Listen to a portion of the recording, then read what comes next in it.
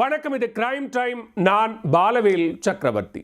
கேரள மாநிலம் கண்ணூரில் பெண் போலீஸ் அதிகாரியை அவரது கணவனே வெட்டி கொன்ற சம்பவம் கேரள போலீசாரிடையே அதிர்ச்சியை ஏற்படுத்தியுள்ளது. பிரிந்து வாழ்ந்து வந்த நிலையில் பெண் போலீஸ் அதிகாரியின் வீட்டுக்குள் புகுந்து நடத்தப்பட்ட தாக்குதலின் பின்னணி என்ன?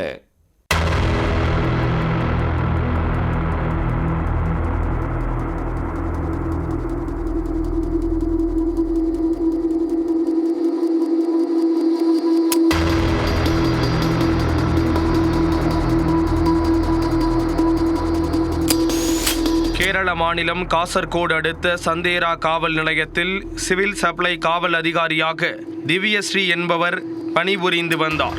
34 வயதான திவ்யஸ்ரீக்கு திருமணம் முடிந்த நிலையில் கருத்து வேறுபாடு காரணமாக கணவரை பிரிந்து தனது தந்தையுடன் வாழ்ந்து வந்துள்ளார். திவ்யஸ்ரீ, அவரது கணவர் ராஜேஷ் இருவருக்கும் இடையேயான விவாகரத்து வழக்கு நீதிமன்றத்தில் நடந்து வருகிறது. திவ்யஸ்ரீக்கு சபரிமலையில் பணி ஒதுக்கப்பட்டு இருந்ததால் பள்ளியேரி பகுதியில் உள்ள தனது வீட்டிற்கு சென்று சபரிமலை செல்வதற்கான ஏற்பாடுகளை செய்து கொண்டிருந்தார். அப்போது திடீரென வீட்டிற்குள் நுழைந்த ராஜேஷ் தான் மறைத்து வைத்திருந்த அரிவாளை எடுத்து திவ்யஸ்ரீயை சரமாரியாக வெட்ட ஆரம்பித்தார்.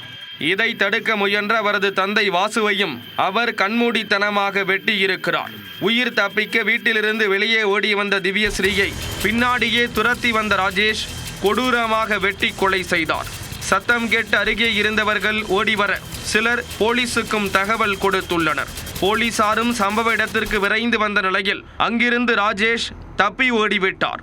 ராஜேஷை போலீசார் துரத்தி செல்ல ஒரு குளத்திற்குள் விழுந்து தப்பிக்க முயன்றவரை போலீசார் சுற்றி வளைத்து பிடித்து கைது செய்தனர். அரிவாள் வெட்டில் பெண் போலீஸ் உயிரிழந்த நிலையில் அவரது தந்தை வாசுவுக்கு தீவிர சிகிச்சை அளிக்கப்பட்டு வருகிறது.